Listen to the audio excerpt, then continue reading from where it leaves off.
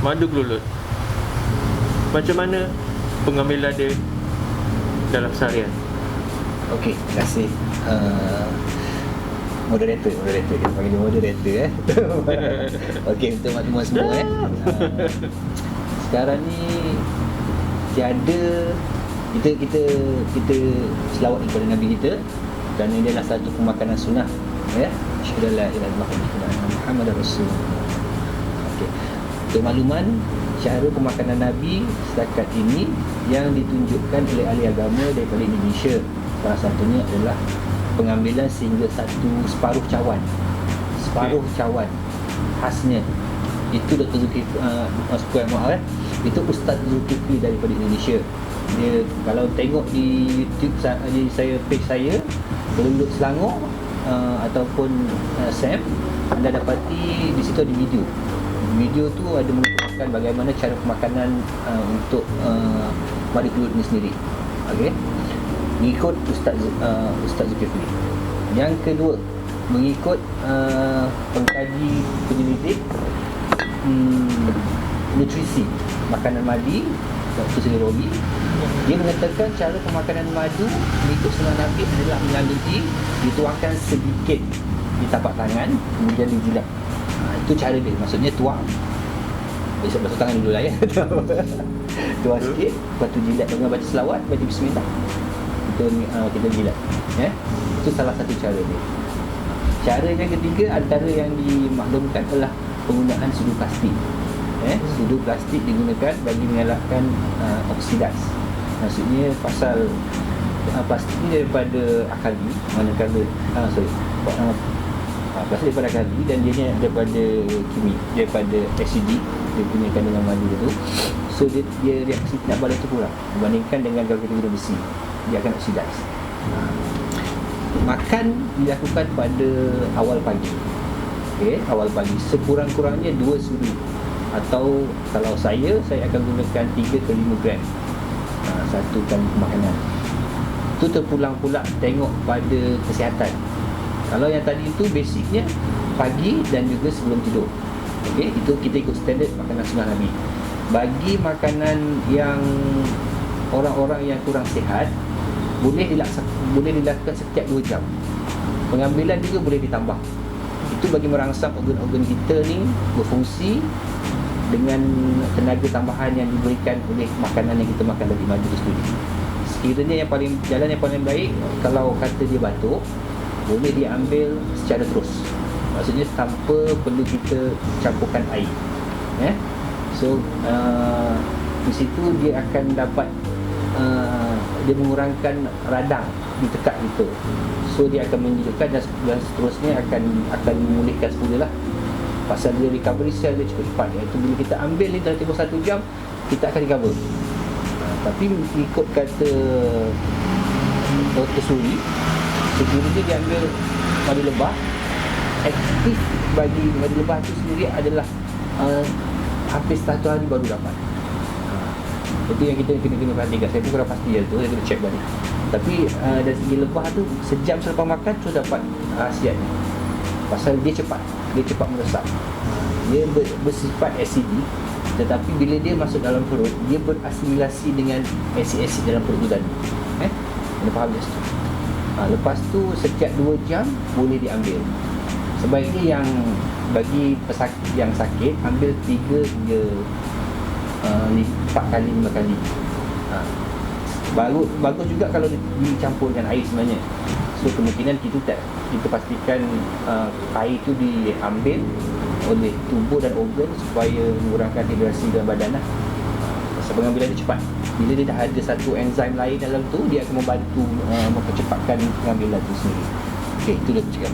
Okey, bagaimana dengan cara penyimpanan madu kelulut sebenarnya? Sama ada dalam bilik ais ataupun di luar suhu bilik? Okey, kita follow standard rule daripada pihak pemakanan Jabatan KKM sendiri. Bagi keperluan pemakanan yang telah diproses, sebaiknya diletak di luar lah. Maksudnya kalau ikut MSISO penyimpanan madu yang dilakukan oleh yang dikeluarkan oleh pihak Madi dan Sirim, hasil daripada pihak Madi itu sendiri kita follow standard rule untuk garis makanan itu sendiri. Kita perlu proses madu tersebut kurang kandungan airnya sebanyak 20%. Okay? Tetapi sekiranya anda sendiri adalah seorang peternak, penyimpanan madu perlu dilakukan dalam tempoh 4 jam ke 5 jam ke dalam peti sejuk, ya, bagi menjaga rasa, kualiti, bau dia tu semua. Pasal setiap lulut yang disimpan secara raw ni, kelebihan dia ada pada enzim yang diperlukan di perut lah. Di situ banyak khasiatnya. Di samping kalau kita gunakan pengeringan, jika lebih daripada 35 darjah Celsius, boleh menyebabkan banyak nutrisi mati, nutrisi zat-zat tu rosak. So kita akan dapat gula sahaja semasa kita mengambil makan madu tersebut. Sebaiknya letak dalam peti sejuk, sayur, kan, biarkan di situ bagi penggunaan secara raw.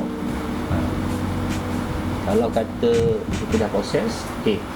Salah satu lagi resipi saya pula saya lakukan, saya akan mengambil propolis daripada sarang, menggunakan pot ataupun ranting lulut tu untuk disimpan bersama dengan madu. Di sini kita tengok, kita dapat hasil propolis tersebut dan juga kita marinate bersama dengan kunyit hitam sebagai madu herba. Kita boleh terus masukkan dia punya propolis saja, pasal kita nakkan propolis, ataupun kita buat tambahan ada segi kata macam-macam herba lah, kita lihat sesuai dan kita study dulu maksudnya apa kelebihan ada dalam apa herba tu sendiri. Ada soalan biasa orang tanya, nak menentukan sama ada madu original, madu belulut ataupun madu lebah tu original, adakah kita kena bawa balik madu tu? Saya rasa madu perlu dibawa balik sekiranya diizinkan. Okey, sekarang ni kita buat macam ni. Kita fikir kalau ikut kita sebut standard, madu yang kita beli berserta dengan resit, kan, sekiranya kita hantar pada pihak makmal untuk dibuat analisis, sangat digalakkan. Sangat digalakkan.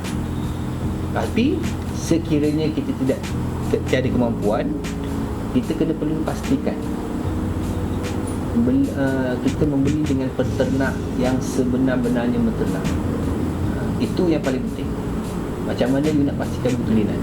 Salah satu makmal, ujian makmal, dan satu lagi adalah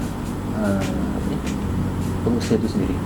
Tapi bagi saya akan terus direct ke pengusaha. Kenapa kita direct ke pengusaha? Pasal kita tahu dia membeli dan dia pastikan madu tu ori. Antara penjujuran tu terpulang pada peniaga.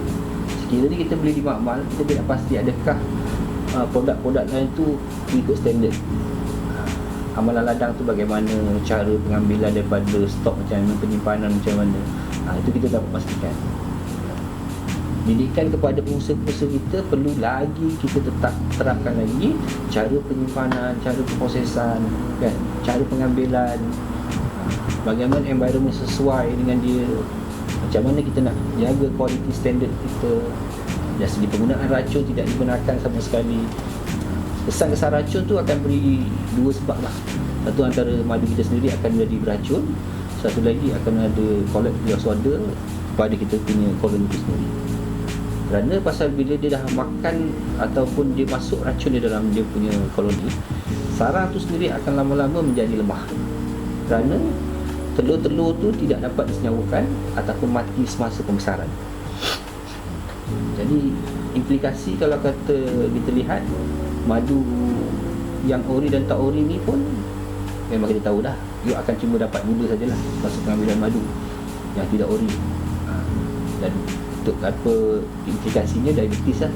Semua tahu kan, potong kaki, potong tangan. Itu perlu melalui indikasi lah. Kerosakan orang kata organ kan, hasil daripada masalah tersebut muncul. Jadi pastikan cari pengusaha. Harga memang satu, sekarang ni di Malaysia masih masih sedang mencari harga sesuai.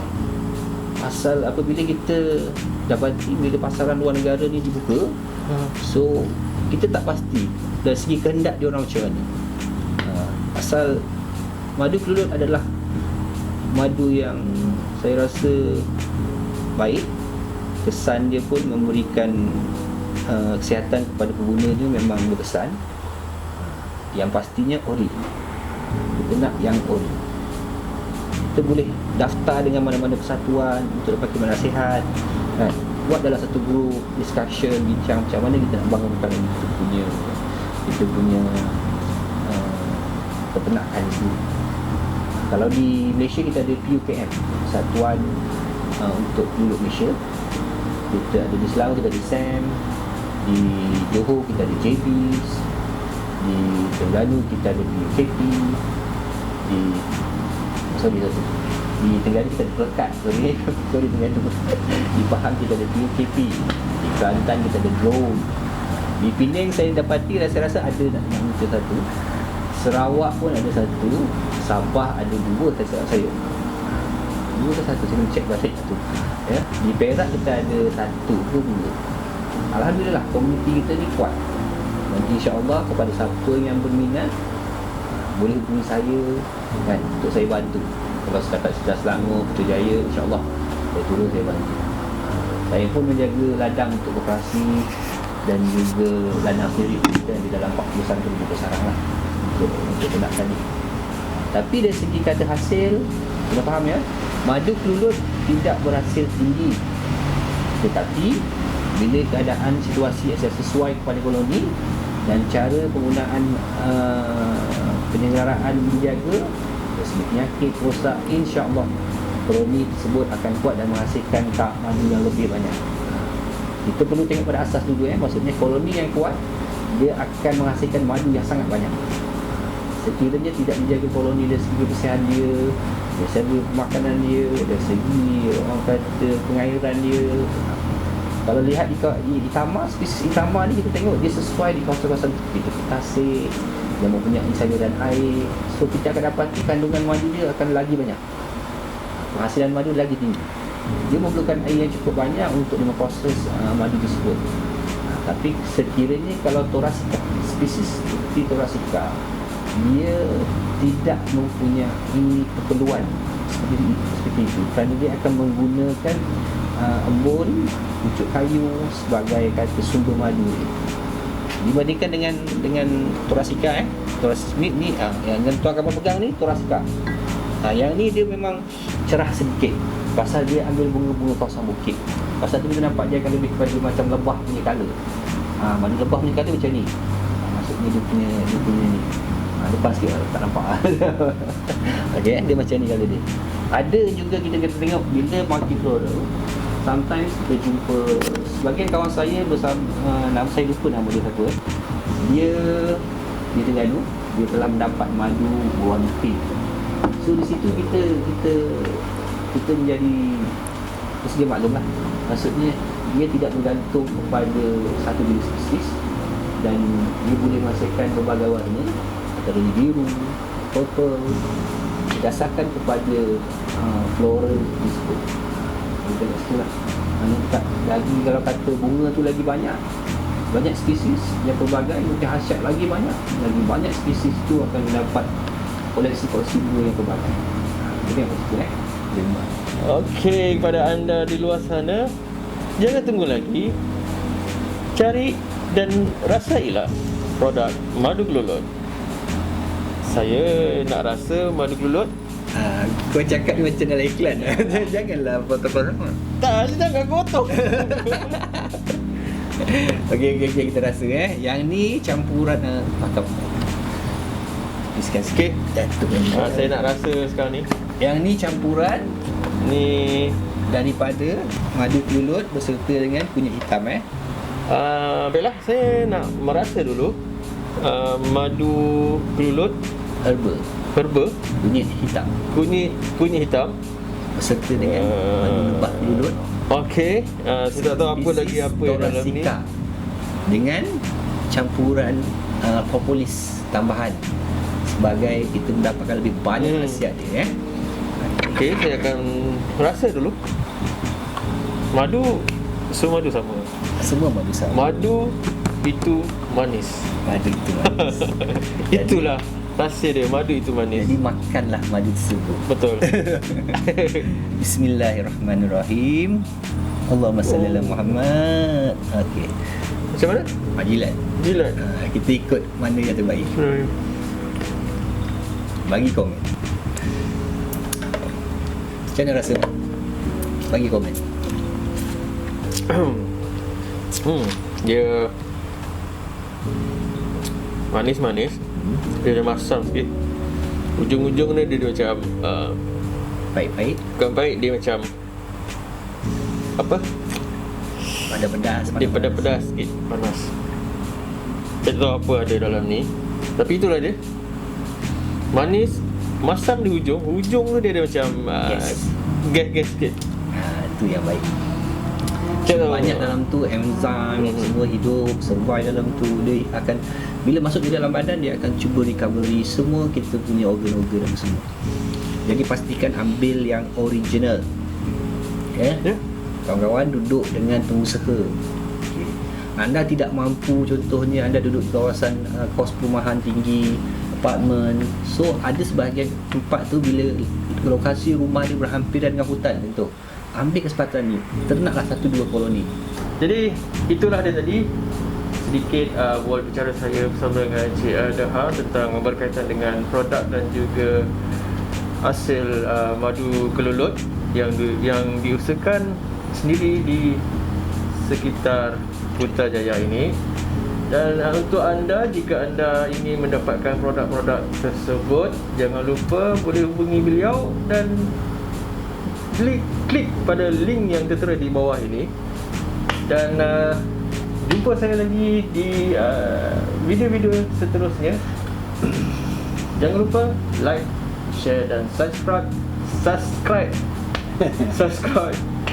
video channel saya. Assalamualaikum. Bye bye.